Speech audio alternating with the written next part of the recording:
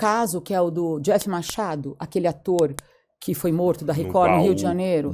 A editora, a Aline Bertoli e a produtora Júlia, elas fizeram uma maquete. Eu estava viajando fazendo um outro caso com pin, assim, ó, com rastro, passou daqui para ficar mais visual.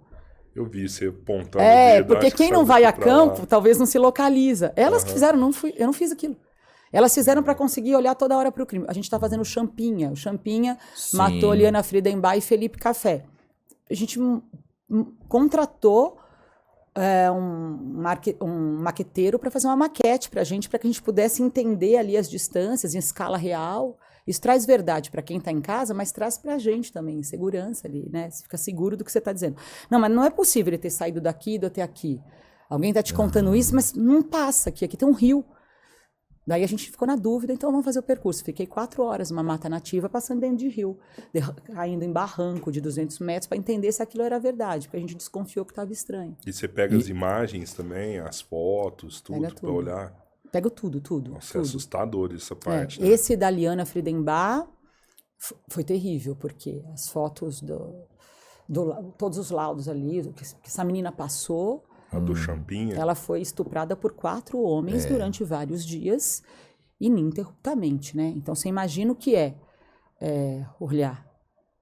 Nossa. O estado que ela foi encontrada. E o namorado dela mataram no primeiro dia ou ficaram torturando? Primeiro dia. Ele foi para cima do Champinha, né? Ele queria defender a menina. Ele já entendeu, acho que ali, que ele ia, de fato, ser morto. Então, ele briga com o Champinha muitas vezes e aí eles matam o Felipe e continuam no crime com a Liana, trocando ela de cativeiro, e a polícia passava na porta. Esse caso foi um caso muito triste, porque, por todos os motivos, requinte de uma crueldade absurda, mas a polícia chegou muito perto. O irmão do Felipe era um policial, de um grupo de elite da polícia de São Paulo. Então, você imagina, o que a polícia fez? Militar foi inteira para lá. Mapeou. O pai da Liana, muito rico, com muita influência. Então, a Polícia Civil inteira foi trabalhar para ajudá-lo, né? Se fosse pobre, talvez não teria tido essa boa vontade. Mas, então, eles tinham a civil e a militar na mão. Só que o Champinha conhecia a mata de trás do cativeiro como ninguém. Então, cada vez que ele escutava que a polícia ia passar, ele levava a menina para a mata, mas andava durante 2, 3 horas com a menina, debaixo de chuva, numa mata fechada, na madrugada, mata primária, que as pessoas não entravam, que ele entrava para caçar tatu, na infância dele inteira. Então ele conhecia aquilo como ninguém. Então a polícia chegou a passar, segundo o pai da Liana, a polícia chegou a tocar e a pessoa falou, não tem ninguém aqui. A polícia não podia entrar, não tinha suspeita de que estava ali, estava mapeando um local enorme, em Embu. Esse crime é muito bárbaro. Foi terrível. E o Champinha foi solto? Não. Ele tá numa unidade experimental de saúde. Eu fiquei lá 3 dias na porta da unidade, pegando todos os funcionários que saíam, porque ninguém pode falar, né? Porque é interditado, né? E para tentar entender o comportamento dele hoje ali, né? Ele já fez rebelião lá dentro, já ficou com um funcionário refém. A gente vai mostrar no documentário, tem as fotos dessa rebelião, um vídeo. Mora numa casinha, é um lugar enorme.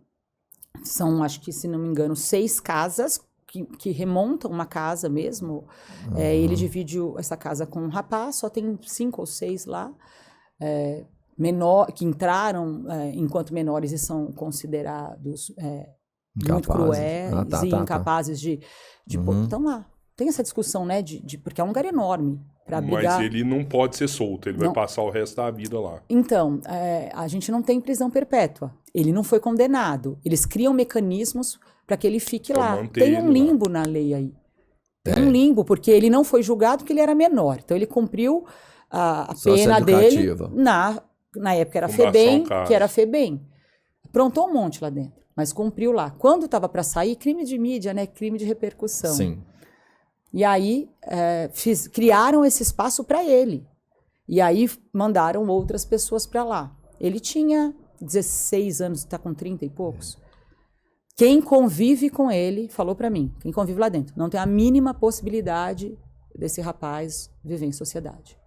A mínima. Quem convive com outros crimes. Que ele é absolutamente cruel. Ele é tão cruel que porque ele confessou o crime, ele entregou a participação de todo mundo.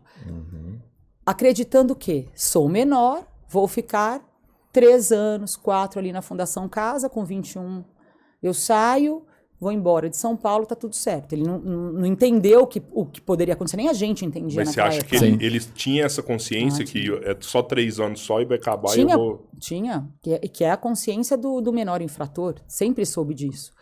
E aí vem essa mudança justamente no crime dele, que é um crime de mídia, um crime de pressão, um crime de filho de rico, aquela história toda. O Ari é uma pessoa fenomenal, que é o pai da Liana, e ele é advogado, mas é um advogado muito correto, legalista, tanto que ele fala, eu não sou a favor, se não tem prisão perpétua no Brasil, eu não vou defender que ninguém cumpra essa pena dessa maneira. Então, o que ele brigou na justiça é que era, naquele momento que era permitido, acontecesse. Aí criaram esse mecanismo, ele ficou. Eu não sei se faria a favor hoje dessa prisão perpétua pro Champinha, mas ele não tem condição de sair de lá. Ele foi diagnosticado como psicopata? Foi, eu entrevistei a psiquiatra dele. No doc, vocês vão ver o que ela fala. E nem eu achei que eu fosse conseguir falar com um psiquiatra, né? Pelo sigilo médico profissional ali. Ela conviveu com ele por mais de 8 anos, eu fiquei 2 ou 3 horas. O que ela conta dele? E aí ele tentou incriminar o Felipe. O que ele falou para a psiquiatra dele? O que ele falou em julgamento? Em julgamento não, em depoimento. Ele falou assim, eu era amigo do Felipe, que ele era conhecido do Felipe Café, do namorado, e ele que propôs a gente sequestrar a menina rica, a namorada dele, e pedir o resgate. Isso foi divulgado na época, acabou com a família do Felipe, isso não é verdade, está mais que provado que não é verdade. Mas eles se conheciam, então? Conheciam, porque o que acontece? Embu, aqui na Grande São Paulo, Juquitiba, uma região de mata primária que as pessoas iam para lá acampar. Grupo de amigos do Felipe, desde que o Felipe tinha, segundo os pais, eu gravei com o pai dele. 10, 11 anos, eu vi fotos, tá? 10, 11 anos, até os 18, eles pegavam uma barraca, um carro, davam um trocado para um dono de um sítio completamente desabitado, que não tinha nenhuma alvenaria, e passavam um final de semana lá, namorando, fazendo churrasco, tomando banho de rio, uma situação muito precária, não tinha banheiro, não tinha nada. Jovem. Camping mesmo, né? Nem era um camping, mas jovem. Eles estavam acostumados a ir lá. E o Champinha passava por esse lugar, junto com outras pessoas, tinha um campo de futebol perto. Há relatos de que eles chegaram, inclusive, a jogar futebol juntos. O Champinha passava, eu vou ir tirar uma partida com você. Não eram amigos, sabia de vista quem era. Por isso que o Felipe estava muito tranquilo quando ele convidou a namorada para ir acampar nesse local. Eu pisei lá. É assustador. Eu fui no horário do crime. Eu fui durante a madrugada lá para entender o terror que essa menina viveu, como é que foi. Hoje, né, esse tempo todo depois, é assustador ainda. É um lugar ermo. A gente estava, durante uma gravação, a gente contratou um guia, porque a gente poderia se perder ali na mata, né? Então a gente contratou um guia que conhecia. Ele falou, cuidado aqui agora à noite, vocês vão ver onças. Vai chegar perto de vocês. Durante a gravação tem uma correria que a nossa produtora, a Júlia, viu uma onça. Eu ainda brinquei, você tá doido? Daqui a pouco, a hora que eu olho pra frente, estava mesmo lá correndo. Então era um lugar perigoso, porque tem uma vida selvagem e também é um local conhecido por foragido da justiça se esconder nos sítios. Então é um local que não tem muita gente perigosa. Sim. Só que o Felipe achou que conhecia a região e convidou a menina para ir para lá. E ela foi. Será que ele já tinha cometido algum crime antes desse? O Champinha? Já tinha. Ele já tinha, segundo a investigação, ele já tinha, enquanto menor ainda, ele matou um morador de rua por conta de uma briga, cortou o braço de um outro. Ele era muito temido na região, pela maldade dele. E nunca foi condenado. As pessoas tinham medo de... Todo mundo sabia que a Liana estava nessa casa. O entorno do Champinha. O pai dela contratou helicóptero, conseguiu um helicóptero que jogava panfleto na região, com o rosto dela. Ela estava na mídia 24 horas, você ligava a televisão, você abria a Folha de São Paulo, o Estado de São Paulo, naquela época a internet não tinha muito isso, na rádio. Não era possível alguém daquela região não saber quem era a Liana Friedenbach e o Felipe Café. Ainda assim, as pessoas ficaram com tanto medo que ninguém foi na delegacia e falou assim, tá com o Champinha. Por conta da crueldade dele, era medo de entregar ele. Porque ele era muito cruel. E tem uma coisa também que é horrorosa que aconteceu nessa história, que eu descobri gravando agora. O pai da Liana fez uma investigação muito paralela, né? Ele ficou dormindo não, né? Durante 9 dias aéreo lá procurando essa filha num carro sozinho. Primeiro dia que ele chega lá, ou seja, Felipe e Liana ainda estavam vivos. Primeiro dia. Deu falta dela no domingo à noite, segunda. Ele foi domingo à noite lá, ninguém deu bola pra ele. Falaram: não, tá com o namorado, vai voltar. Na segunda-feira não apareceu, ele foi até lá, um investigador de polícia local. Ele pediu ajuda. Vá comigo lá, vamos olhar. O investigador entrou no carro do pai e falou assim: isso é coisa do Champinha. Poxa, o pai conta isso aos prantos. Só que o pai estava tão desatinado que não tentou entender quem era Champinha. Ele estava Champinha, não, vamos atrás. Isso é coisa do Champinha. Então todo mundo sabia quem era o Champinha. A polícia sabia. Ele já tinha um histórico ali notório. Ele já era contra o tempo ali, né? Será que o Champinha, desde o começo, tinha na cabeça que ele ia matar ela? Eles falam que não. Falam que ele, no primeiro momento, o interesse foi assaltar os dois na barraca. Aí, a hora que o pai da Liana tem uma dúvida, porque a Liana era uma menina muito bonita. Então, o pai da Liana acho que já podia ter um interesse do crime sexual, porque eles já tinham visto a Liana chegando com o Felipe. Eles esperaram anoitecer, a hora que eles estavam dentro da barraca para dormir, eles chegaram com uma faca, rasgaram a barraca e tomaram os dois dali. A Liana, segundo o depoimento dos outros presos, a Liana falou pro pai, pro Champinha: meu pai é muito rico.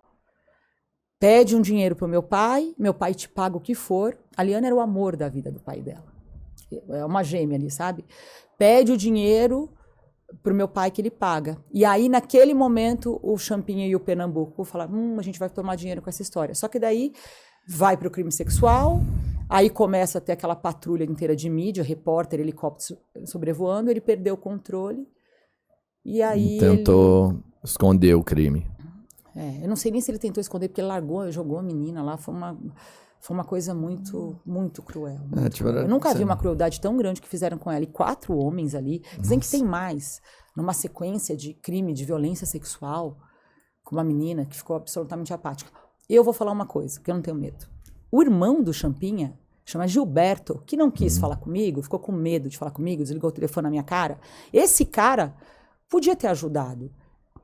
Quando a polícia bateu na porta da casa do Champinha, quando aí ele vira um suspeito de fato, sim, a polícia, com a Liana desaparecida e viva, a polícia vai na casa do Champinha e fala assim: precisamos falar com o seu irmão. Ele tem que prestar depoimento amanhã na delegacia, hoje na delegacia. O que ele faz? Ele vai em busca do irmão dele. Sabe onde o irmão dele estava? Eu fui no local, estava pescando com a Liana apática, né? Ele pescando. Ele viu a Liana, falou: a polícia está te procurando. Aí ele: não, depois eu vou na polícia, não sei o que lá. E voltou e não contou para a polícia que encontrou o irmão dele. O que ele diz em depoimento? Ele me falou que era a namorada dele. Cara, panfleto na cidade inteira, há 10 dias. O irmão intimado. Ele acha o irmão com a menina. A menina diz que ela estava completamente franzina, apática, cansada, né? Vítima de toda a atrocidade. E esse cara não sai de lá, não leva a polícia? Então, muita gente muito conivente com o crime ali, né? Era um crime perfeito, que poderia ser perfeitamente evitável, sabe? É muito cruel ver isso.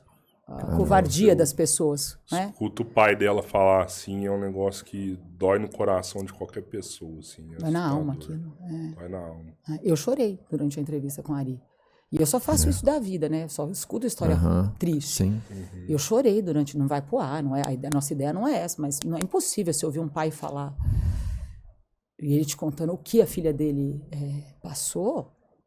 Perito fala que nunca viu uma atrocidade tão grande.